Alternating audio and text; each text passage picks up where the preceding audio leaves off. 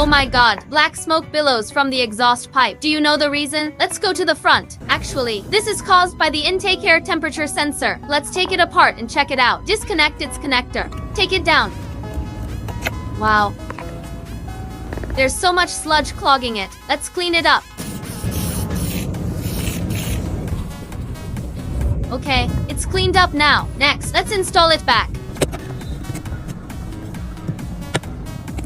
Okay, I restart the car now. See if the exhaust pipe problem has been resolved. Look, the black smoke disappeared. The problem has been completely solved. How about it? Have you learned it? Follow me. Learn some